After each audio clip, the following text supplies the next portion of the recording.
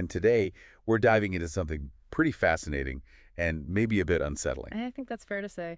We're looking at Sarah Wynn-Williams' book, Careless People, a cautionary tale of power, greed, and lost idealism. And we're drawing mainly from the book itself, but also bringing in some context from interviews she's given and her Senate testimony as well. Exactly, to get the full picture of the story she's telling. So Sarah Wynn-Williams, her background's interesting. She was a diplomat for New Zealand, right, at the UN. Yeah, worked within that sort of traditional global cooperation framework, and then she gets drawn to Facebook. She initially saw this huge potential, to connect the entire world. That optimism, though, it's such a contrast to what comes out in the book. It really is. That initial excitement about this, world-changing technology is crucial. She joined back in 2011, super enthusiastic. But that changed. Oh, definitely. Over the 7 years she was there, her view shifted completely, to the point where she uses words like revulsion and concludes the leadership showed lethal carelessness. Wow. Lethal carelessness. Okay, so what caused that? What started chipping away at that early idealism? Well, one of the first things she says was actually meeting Mark Zuckerberg directly. Okay. And, her job was all about global public policy, the impact Facebook had around the world. Right, the big picture stuff, the consequences. But she felt he was just sort of aggressively uninterested in that side of things. Her take was that he saw the world more like a board game. A board game, like Risk. That's the analogy she uses, like Risk, where it's all about expansion, grabbing territory, building an empire, maybe without fully grappling with the real human impact on the ground. It's quite an image. And it wasn't just a feeling, was it? There was that memo from him in 2014. Yes, exactly. That memo where he basically says, we need to get China or we'll retreat in the world. So China was the big prize. Yeah. The missing piece on the Risk board. It really seems that way. This huge push to get into the Chinese market became this incredibly powerful focus inside the company, even if it meant compromising. And those compromises regarding China sound pretty major. I mean, Facebook was blocked there mostly. It was, but the lure was still enormous. Even blocked, Meta was apparently making something like, over $18 billion from Chinese companies advertising on the platform? 18 billion. Wow. Okay, so that's a huge financial incentive to get in properly. Massive. And Wynn-Williams talks about some really alarming things they considered as bargaining chips to make that happen. Bargaining chips like offering up user data. I read something about Hong Kong users. Yeah, that's one of the most disturbing parts. This was, maybe a decade ago when Hong Kong still had considerably more freedom than the mainland. And the idea floated internally, according to her, was potentially using the data of Facebook users in Hong Kong as leverage, offering access to it, perhaps, to curry favor with Beijing. That's deeply troubling. Trading user privacy for market access. It raises huge questions, doesn't it? And then there was the actual development of tech for censorship. A specific tool. Yes, she describes a pretty sophisticated system. It involved things called virality counters, apparently, for Hong Kong and Taiwan. Virality counters, what does that mean? The idea, as she explains it, was that if a piece of content started going viral, say it hit 10,000 views, it would automatically get flagged. Flagged and sent where? To what was apparently called a censorship editorial body. Basically, a team set up to review popular content and potentially filter it or take it down proactively. So they were building the tools to make Facebook operate more like the internet inside China, like WeChat, maybe? That's exactly how Wynn-Williams puts it, making it a little bit like WeChat. The internet feels free, but it's actually being filtered by the government behind the scenes. The willingness to even build that? Mm-hmm. It says a lot about priorities. It really does. It suggests how far they might have been willing to go, potentially bending their own principles on free expression. And the internal discussions apparently acknowledged the risks, the human cost. This is another really stark detail from the book. She talks about a document, like a pros and cons list for entering China. Okay. And initially, under the cons, one potential downside listed was the company being, and this is a direct quote she provides, responsible for torture, death. Wow. Now, she says that was later edited, using track changes, to something softer. Working with a country that does not respect international human rights. Still pretty damning, even the edited version. Yeah. An internal awareness of what they might be enabling. Definitely. It shows they weren't naive about the potential ethical minefield. And it makes Meta's later arguments kind of ironic, doesn't it? Arguing that, U.S. regulations would stop them competing effectively with China. Wynn-Williams makes that exact point. She argues, based on what she saw, that Meta's actions being willing to compromise, potentially share tech, actually helped China gain a tech advantage more than anything. So let's talk specifics. There was the case of Going, the Chinese dissident, in 2017. Right. Going was living in the U.S., critical of the Chinese government, and suddenly his Facebook profile gets shut down. And Facebook's official line was a technical glitch. That's what they said publicly. But Wynn-Williams claims that wasn't true. She contends it happened right after direct pressure from a Chinese Communist Party official. So direct government interference. That's her assertion, and she says there are meeting notes to back it up. Notes showing the CCP request and then internal Facebook discussions about how to handle it. Discussions about how to appease them. Essentially, yes. How to respond in a way that would demonstrate, quote, their willingness to address mutual interests, showing they could be cooperative partners. Which, again, seems to fly in the face of public statements.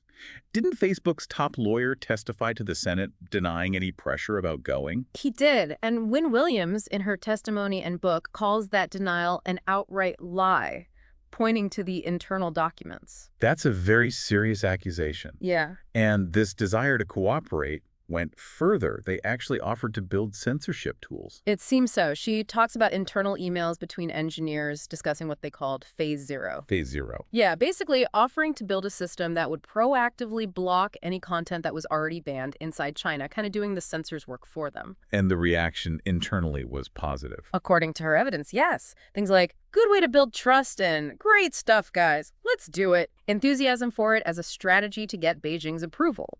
And this connects back to the data issue, too. Were they really considering sharing user data, despite saying they wouldn't? Well, the key thing is where the data is stored.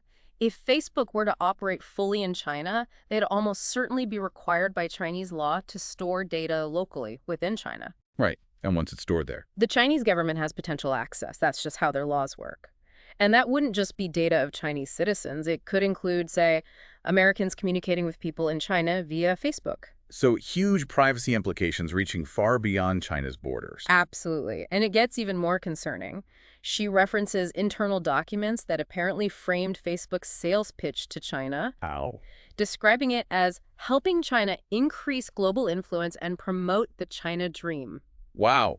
So actively aligning themselves with the CCP's geopolitical goals. That's what those documents suggest, according to her account, going way beyond just being a neutral platform. And then there's the sharing of actual technology. Right. Facial recognition, AI models. This is another really critical point she raises.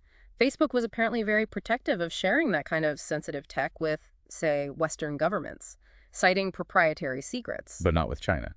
She claims they gave detailed briefings, even offered testing opportunities for things like facial recognition and AI models to Chinese security officials. That seems incredibly risky. It does. Wynn-Williams has this biting phrase about Zuckerberg pulling the American flag around himself in public while allegedly disclosing sensitive U.S.-developed tech to the CCP behind closed doors. It paints a picture of market access trumping almost everything else. That's the strong implication. And she stresses that Zuckerberg himself was deeply invested in this China project. This wasn't just some side project delegated down the chain. Not at all. She says it was unlike any other project. He learned Mandarin, traveled to China frequently, held Mandarin practice sessions. His personal commitment was huge. Which brings us back to that risk port analogy. China was the territory he personally wanted to conquer. That's her interpretation, driven by this relentless desire for more power, more space, more money, more, as she puts it, less about ideology, more about sheer expansion. Interesting. She also mentions his reaction to the 2016 election interference. Yeah, she notes he initially resisted the idea Facebook played a significant role, but later, she says, he seemed to come to his own dark conclusions about the platform's impact, a possible evolution in his thinking, perhaps. So all this forms the backdrop to her eventually going public, including testifying before the Senate. Right, and in that testimony, she laid it out very bluntly, accusing Meta executives of repeatedly undermining U.S. national security, betraying American values, Right. all to win favor with Beijing. And lying about it. She explicitly stated Meta lied to employees, shareholders, Congress, the American public, about their dealings with the CCP, driven, she argued, purely by profit and power. She also pushed back hard on Meta's claim that they don't really do business in China, right? Yeah, she pointed to that $18.3 billion figure again, plus other activities like their Oculus VR business having a presence there, challenging the narrative they weren't significantly engaged. And reiterated the details about the censorship tools. Yes, developing and testing them with feedback from Chinese security officials. She used that phrase, Orwellian, named chief editor, for the person supposedly overseeing viral content censorship for China, Hong Kong, and Taiwan, like something out of 1984. And she called out Zuckerberg's own 2018 testimony, too. Correct.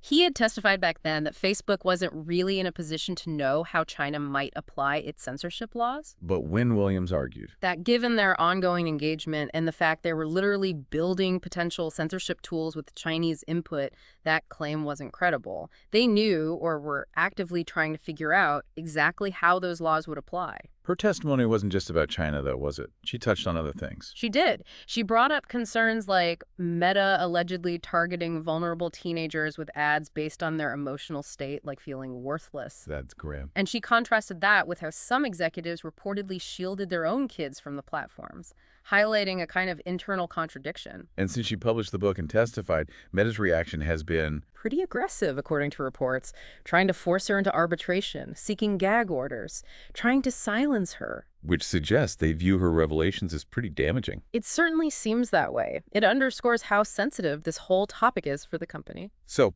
pulling it all together, Careless People really does sound like a cautionary tale, as the title suggests. What's the main takeaway you get from her account? I think the core message is just this stark warning about what can happen when immense power and the drive for growth aren't checked by strong ethical guardrails, or when idealism gets lost along the way. Yeah. Her story suggests a willingness, at least being considered at high levels, to compromise core values, share sensitive info, even enable censorship, all for market access. It's about the potential corrosion of principles under intense commercial pressure. It's definitely surprising and concerning to hear the level of detail about what was apparently on the table. Makes you think about the power these companies wield. Absolutely. And for you listening, trying to get up to speed quickly, this deep dive into Wynn-Williams' experience gives you this really crucial inside look. It shows the complexities, the geopolitical pressures, but also the potential human cost behind the promise of just connecting the world. Right. It's not always simple. Not at all. That connection can come with hidden costs, hidden compromises. Okay, so here's something to maybe leave you thinking about. Yeah. We've heard Wynn-Williams' account of past carelessness. As we head into new eras, like widespread AI, what are the risks then? Good question. If this is how decisions were potentially made before, what does it mean for even more powerful technologies? What responsibility do these companies have? And what responsibility do we have as users and citizens to understand and maybe shape how this unfolds? Yeah. What does connecting the world really mean if it involves these kinds of trade-offs? Definitely food for thought. Indeed. Join us next time for another deep dive.